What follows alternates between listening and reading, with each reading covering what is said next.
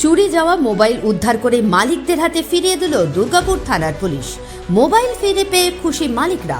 দুর্গাপুরের বিভিন্ন প্রান্ত থেকে চুরি গিয়েছিল মোবাইল, তদন্তে নেমেছিল পুলিশ।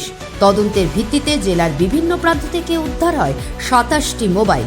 মঙ্গলবার দুপুরে ফিরে পাওয়া অনুষ্ঠানের মাধ্যমে মালিকদের হাতে তুলে দেওয়া হয় মোবাইলগুলি।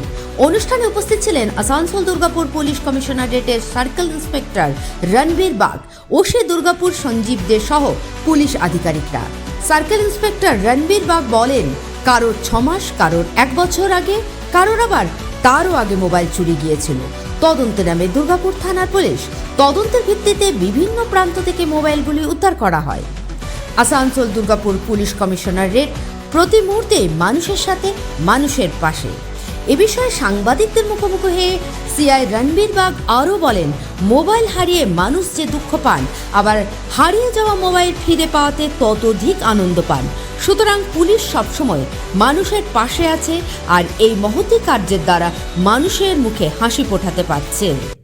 এটি একটি মহতী অনুষ্ঠান এবং আমাদের এই আসানসোল দুর্গাপুর পুলিশ কমিশনারেটের সিপি সাহেব এবং আমাদের ডিসিপি ইস্ট সাহেব ও অন্যান্য সাহেবরা এবং তাদের অনবরত সুপারভিশন, পারসুয়েশন এই সমস্তর উপর ভিত্তি করে আমাদের টিম দুর্গাপুর, অর্থাৎ দুর্গাপুর পিএসের যে টিম আছে, তারা এই যে এতগুলো লোকের মুখে আজকে হাসি ফোটানোর ব্যবস্থা করেছে, এর জন্য আমি ওসি দুর্গাপুর এবং আমার দুর্গাপুর পিএসের টিমকে আমি ধন্যবাদ জানাই, স্যালুট জানাই আমার এডিপিসির তরফ থেকে।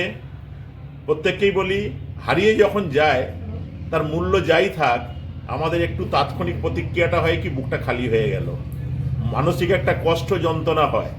কারো হয়তো মূল্য 5,000, কারো হয়তো 15,000, কারো 25,000। মূল্যটা বড় কথা নয়, যে আমার জিনিসটা চলে গেল। আবার যখন সেটা ফিরে পাওয়ার কখনো প্রসঙ্গ চলে আসে, তখন আমার মনে হয় আনন্দটা তার দ্বিগুণ বা আরও বেশি হয়ে যায়। তা আমরা যেমন আপনাদের কষ্টটা শেয়ার করেছি, আপনারা ভাববেন না যে পুলিশকে অভিযোগ করলে পুলিশ ভুলে যায়।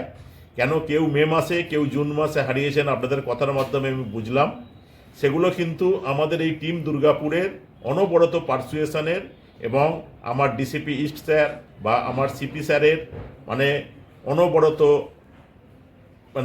লেগে থাকা, যেটাকে বলে পার্সু করার ভিত্তিতে আমাদের টিম সেগুলো বিভিন্ন জায়গা থেকে বিভিন্ন সূত্র মারফত এগুলোকে রিকভারি করেছেন।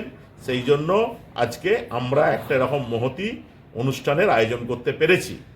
এবং আপনাদেরকে একটাই আমার উপদেশ, যেটা ওসি দুর্গাপুর টাচ করে গেলেন, এখন আমাদের কাছে সবচেয়ে বড় চ্যালেঞ্জ হচ্ছে সাইবারের চ্যালেঞ্জ। এবং আমি ঘটনাচক্রে দুর্গাপুর সাইবার সেলটাও দেখি, প্রত্যেক দিন মানুষগুলো যখন টাকা খুইয়ে আসে, ক্রাইমের ভাষা পাল্টে গেছে, ক্রাইমের সিস্টেম পাল্টে গেছে। আপনারা যখন ফোনটা হারান, আগের দিনে হতো, আমরাই অনেক সময় উপদেশ দিতাম। Bureau report, activist Bangla, Durgapur.